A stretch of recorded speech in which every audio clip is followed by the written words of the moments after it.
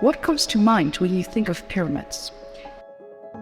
This almost triangular shape is seen in cultures all over the world, from the pyramids in ancient Egypt to church spires in Europe, pagodas in China, and richly decorated gopurams in India.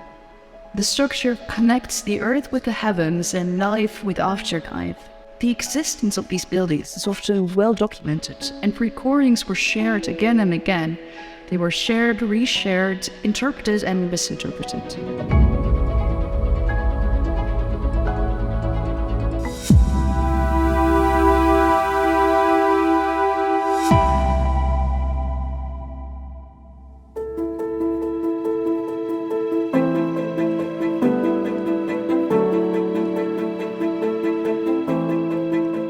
Today we look at a photograph of the Menashki Temple in Madurai from Maps collection and a pair of flower pyramids from the Rijksmuseum collection. The gopurams at the entrance of the temple and the multi-tiered delftware vases share the pyramidal structure. What connections and histories will they reveal? The Meenakshi Temple complex in Madurai is one of the most well-known in India. It is dedicated to Meenakshi, a form of the goddess Parvati, and Sundareshwara, a form of Shiva.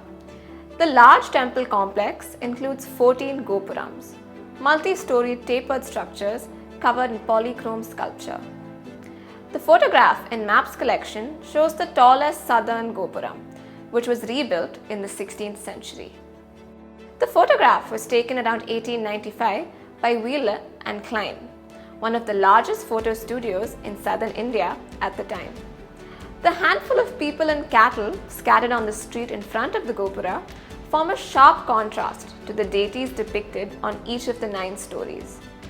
Over 1,500 deities on the tower narrate legends from Hindu texts. The 4 people in the foreground of the picture look directly at the camera and thus at the viewer.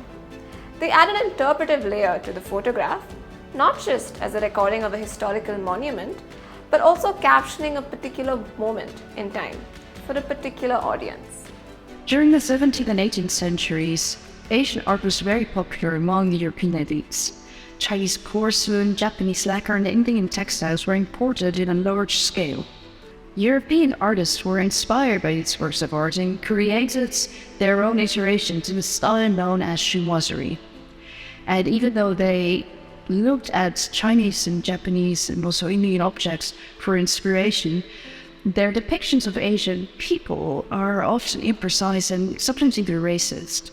In the 1650s, Delft potters started creating a kind of earthenware that mimicked the qualities of Chinese porcelain.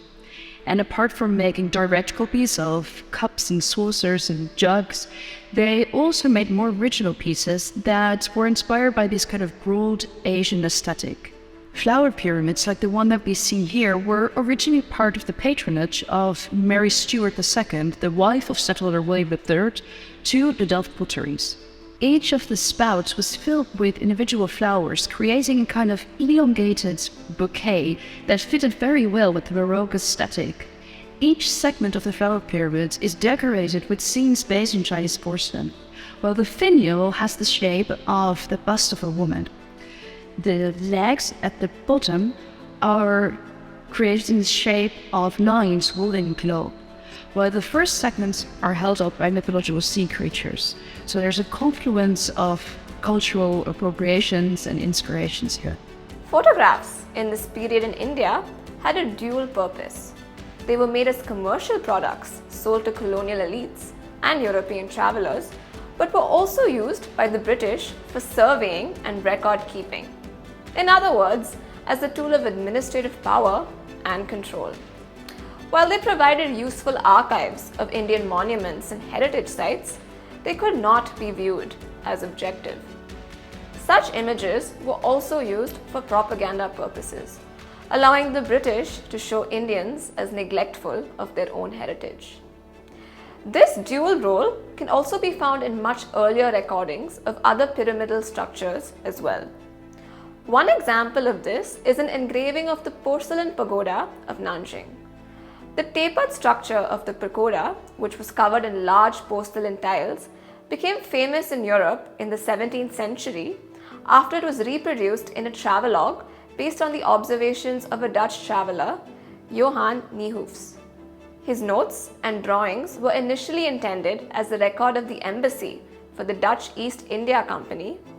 Later, however, they were published commercially.